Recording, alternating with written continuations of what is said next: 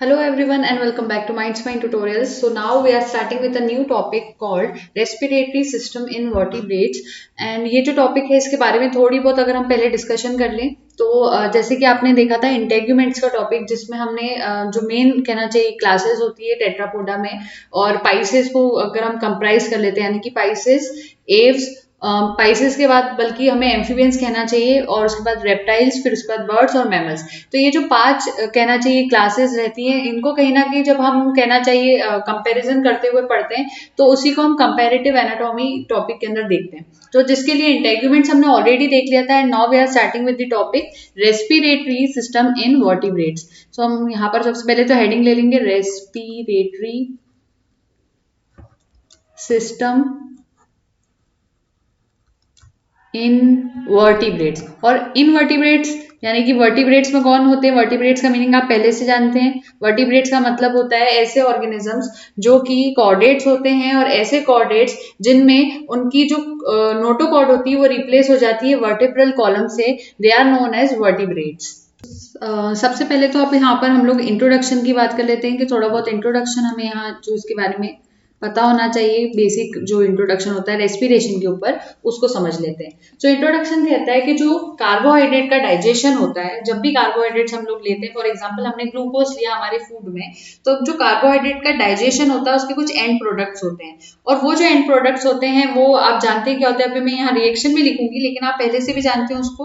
तो जो and products होते हैं कार्बोहाइड्रेट डाइजेशन का, उनको ऑक्सीडाइज किया जाता है और उनमें से पोटेंशियल एनर्जी को रिलीज आउट करवाया जाता है और फिर वो जो एनर्जी रहती है वो जितनी यूज करनी होती है हो जाती है और बाकी जो एनर्जी होती है उसको एनिमल के अंदर स्टोर करवा दिया जाता है। और ये जो स्टोर्ड एनर्जी या ये जो पोटेंशियल एनर्जी थी वो बाद में एनिमल्स खुद यूज करते हैं और काइनेटिक एनर्जी के फॉर्म में चेंज करते हैं और उससे अपने वर्क्स को कंप्लीट करते हैं। तो कोई चीज हमने फूड खाया तो हो क्या रहा है, नॉर्मल शब्दों में अगर समझे, एक जो फूड हम खा रहे हैं उस फूड को सबसे पहले हम पोटेंशियल एनर्जी में कन्वर्ट करके स्टोर कर लेते हैं। पोटेंशियल एनर्जी कैसी रहती है? ऐसी एनर्जी जिसके अंदर क्षमता है कि काम कर सकती है लेकिन फिलहाल वो अभी एक्टिव नहीं है, आप इतना समझ सकते हो। और फिर वो जो पोटेंशियल एनर्जी होती है वो किस में बदल दी जाती है? काइनेटिक एनर्जी में बदल दी जाती है। जब भी हमें उससे या कोई भी डिफरेंट वर्क हमें परफॉर्म करना है तो हम उससे कर सकते हैं। तो आगे अब हम लोग यहाँ पर बात करते हैं, एक सेकेंड।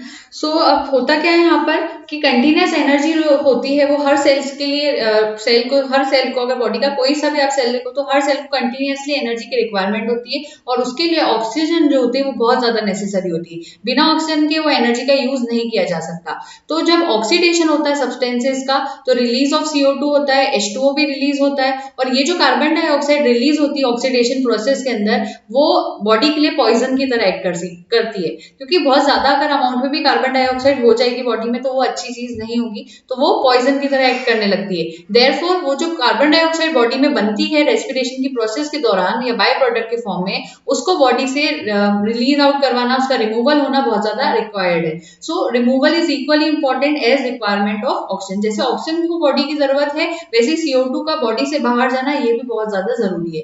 तो इस रिक्वायरमेंट को पूरी करने के लिए बॉडी या फिर जो होल सरफेस होता है वो गैसियस एक्सचेंज करता है सराउंडिंग एनवायरनमेंट के साथ। और ऐसे ऑर्गन्स जो कि गैसियस एक्सचेंज करते हैं यानी कि बॉडी के अंदर तो ऑक्सीजन का लेना ये वाली प्रोसेस करते हैं और बॉडी के अंदर से CO2 का बाहर पहुंचाना, ये काम जो बॉडी ऑर्गन्स या कोई सा भी ऑर्गन अगर कर रहा है तो या सरफेस भी हो सकता है, इनको कहते हैं रेस्पिरेटरी ऑर्गन्स। और इनका जो सरफेस होता है जहां पर से ये करते हैं उसको रेस्पिरेटरी सरफेस कहते हैं। जिस भी सरफेस से गैसियस एक्सचेंज होगा हम उसको क्या नाम देंगे? हम उसको रेस्पिरेटरी सरफेस का नाम देंगे। तो मैं यहाँ रिएक्शन लिखूंगी। सबसे पहले ग्लूकोज लिया बॉडी में फूड के फॉर्म में हमने, मान लीजिए C6H12O6।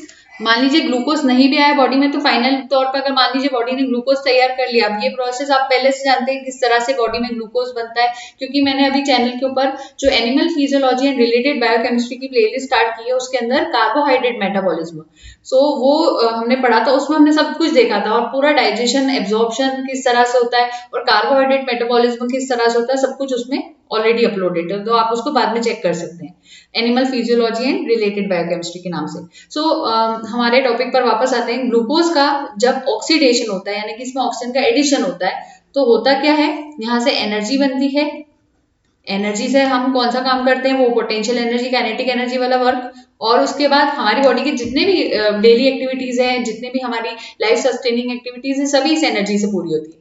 इसके साथ साथ CO2 रिलीज आउट होती है और H2O रिलीज आउट होता है। तो ये ऑक्सीजन तो बॉडी के लिए अच्छी है क्योंकि ये ब्रेक डाउन करवा रही है इस ग्लूकोज का, इसी को रेस्पिरेशन कहते हैं। ये जो रिएक्शन मैंने आपके सामने लिखी है, पूरी रिएक्शन किस क्या है, रेस्पिरेशन की रिएक्शन ये कहना चाहिए। और ये जो CO2 है, ये बॉडी के लिए पॉइजन की तरह एक्ट करती है जब ये एक्सेस में हो जाए, तो इसका रिमूवल जो है, रिमूवल वो बहुत जरूरी है। तो ये वाली चीज करने के लिए बॉडी को क्या जरूरत पड़ती है, रेस्पिरेटरी ऑर्गन्स की जरूरत पड़ती है, रेस्पिरेटरी ऑर्गन्स की जरूरत पड़ती है। ये हमें यहाँ पर समझना था। और ये जो कहना चाहिए ब्लड होता है हमारी बॉडी के अंदर, वो क्या करता है, ये जो गैसेज होती है, चाहे ऑक्सीजन हो या CO2, उसको टिश्यूज तक लेके जाएगा। ऑक्सीजन होगी तो उसको टिश्यूज ऑर्गन्स तक लेकर जाएगा ब्लड, और CO2 होगी तो उसको टिश्यू ऑर्गन्स अपने अंदर लेकर आकर उसको लंग्स तक ले जाएगा, ताकि लंग्स उसको बॉडी से बाहर जाने में हेल्प कर सके। तो आप सिंपल तौर पे लिख सकते हो, blood carries the gases to tissues and organs of the body. सबसे मेन रोल प्ले कौन कर रहा है यहाँ पर, वो कौन है, वो है ब्लड। ब्लड ही सारा एक्सचेंज करवाता है, ट्रांसपोर्ट करवाता है। इसीलिए तो हम पढ़ते हैं transport of oxygen and CO2, हमारा चैप्टर भी रहता है इसके ऊपर। फिर ये अगर कोई इंसान चाहता है या उससे कोई पूछ लिया जाता है, मान लीजिए कि इफेक्टिव एक्सचेंज अगर करवाना है गैसेस का, यानी कि CO2 बॉडी के बाहर और O2 का अंदर आना, ये इफेक्टिव एक्सचेंज अगर होना है तो उसके लिए क्या कंडीशंस रिक्वायर्ड होती है, कैसी कंडीशंस हमें यहाँ प्रोवाइड करनी होगी जिससे कि ये इफेक्टिव हो जाए। तो हम यहाँ पर अब देख लेते हैं कंडीशंस के बारे में। कंडीशन को हम ऐसे शॉर्ट फॉर्म में लिख रहे हैं यहाँ पर। तो सबसे पहली कंडीशन होती है कि there should be direct contact between the respiratory surface and the environment. सबसे बड़ी बात क्या होती है कि जो रेस्पिरेटरी सरफेस होता है, रेस्पिरेटरी सरफेस, ठीक है, रेस्पिरेटरी ऑर्गन्स पे भी हो सकता है, तो रेस्पिरेटरी सरफेस जो होता है और इन्वायरमेंट जो होता है, इन्वायरमेंट, उसके बीच में एक कांटेक्ट होना चाहिए, और डायरेक्ट कांटेक्ट है तो और भी अच्छी चीज है। दूसरा पॉइंट कहता है यहाँ पर कि फ्री और डिसॉल्व्ड ऑक्सीजन का क्लियर पैसेज होना चाहिए। यानी कि एक होती है फ्री ऑक्सीजन, तो फ्री ऑक्सीजन तो बाहर से आ रही है, और एक ब्लड के अंदर डिसॉल्व्ड ऑक्सीजन होती है। तो फ्री ऑक्सीजन और डिसॉल्व्ड ऑक्सीजन, ये दोनों ऑक्सीजन का क्या होना चाहिए, एक क्लियर पैसेज होना चाहिए। तो पहला पॉइंट तो कहता है there should be direct contact between respiratory surface and environment. Second point says there should be clear passage for free, या फिर आप उसको डिसॉल्व्ड ऑक्सीजन भी कह सकते हो, एक ही बात भी आप इसको कह सकते हो, क्योंकि एक तरह से तो ऑक्सीजन है ना, तो आप इसको अलग मत लिखो, आप ऐसे लिखना there should be clear passage for free oxygen और डिसॉल्व्ड ऑक्सीजन। अब जो रेस्पिरेटरी सरफेस होता है, यानी ये रेस्पिरेटरी ऑर्गन्स के अंदर ही होगा रेस्पिरेटरी सरफेस कहीं ना कहीं, तो जो रेस्पिरेटरी सरफेस होता है वो कैसा होना चाहिए, थिन होना चाहिए। क्या होना चाहिए, रेस्पिरेटरी सरफेस को थिन होना चाहिए, जितना थिन होगा उतना अच्छा होगा।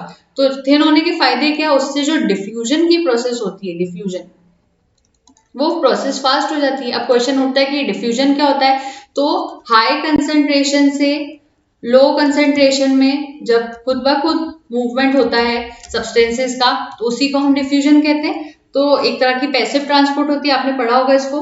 तो ये जो डिफ्यूजन होता है वो यहाँ पर क्या हो जाता है, फास्ट हो जाता है। और जो सरफेस होना चाहिए, एक और अगला कंडीशन देख रहे हैं अब हम, जो सरफेस होना चाहिए इसके अंदर ब्लड वेसल्स बहुत अच्छी होनी चाहिए, क्योंकि जितना अच्छा वो वेस्क्यूलर फॉर्म में होगा, यानी ब्लड वेसल्स के कांटेक्ट में होगा, यानी ब्लड भी वहां पर आ रहा होगा, और ब्लड क्या करता है, ऑक्सीजन और CO2 को अच्छे से कहना चाहिए ट्रांसपोर्ट करवा सकता है। तो जितनी अच्छी सरफेस पे ब्लड वेसल्स होगी उतना अच्छा होगा। तो पहला क्या लिखना, the respiratory surface should be thin so that diffusion is fast. अगला पॉइंट लिखना, this surface should have enough blood vessels. और सबसे इंपॉर्टेंट पॉइंट जो अब मैं यहाँ नोट कर रही हूँ वो ये कहता है कि रेस्पिरेटरी सरफेस को मॉइस्ट होना चाहिए, नमी वाला होना चाहिए। अगर वो नमी वाला नहीं होगा तो वहां पर गैसेस का एक्सचेंज पॉसिबल नहीं है। So respiratory surface should always be moist because before passing through it the gases should be dissolved. समझ में आ रही बात। और गैसियस एक्सचेंज जो होता है, लार्ज सरफेस जितना होगा, जितना बड़ा सरफेस होगा उतना ज्यादा होगा, क्योंकि आपने बचपन में एक रूल पढ़ा होगा एरिया और कहते हैं शायद प्रेशर का था, फिजिक्स थोड़ा थोड़ा। तो जितना छोटा एरिया होता है, या ये एरिया प्रेशर का सही नहीं रहेगा, यहाँ पर ये वाला रूल नहीं लगेगा। चले आप तो ऐसे ही याद कर लें इसको। तो रूल कहता है कि जितना लार्ज सरफेस होगा, larger the surface more will be the gaseous exchange, more will be the gaseous exchange। gaseous writing के ऊपर मत जाना, क्योंकि लास्ट में वो प्रॉपर वे में नोट नहीं हो पा रहा है वहां पर। सो ये होना चाहिए। और एक पॉइंट और लिख सकते हो कि जो कहना चाहिए कोई पॉल्यूशन बीच में ना हो गेशियस एक्सचेंज के। फॉर एग्जांपल कि कोई इंसान है, वो इंसान का एग्जांपल ले लीजिए, कोई इंसान है वो बहुत ज्यादा स्मोक कर रहा है। अब स्मोक कर रहा है तो उसके रेस्पिरेटरी ऑर्गन्स क्या है, लंग्स हैं, तो लंग्स के ऊपर क्या होगा, वहां पोल्यूशन इतना सारा हो जाएगा कि वो जो प्रॉपर वे में उसको ये जो O2 और CO2 का ट्रांसपोर्ट करना है वो कर ही नहीं पाएगा, क्योंकि इतना ज्यादा पोल्यूशन है उसके ट्रैक्ट में। तो एक पॉइंट लास्ट में आप खुद नोट कर लेना, मैं यहाँ नहीं लिख रही हूँ लेकिन आप लिख लेना, there should be no pollution in the passage of gaseous exchange. ये सारे इंपॉर्टेंट पॉइंट्स होते हैं इंट्रोडक्शन के, इसलिए मैंने एक एक सारे इंपॉर्टेंट आपको यहाँ मेंशन कर दिए।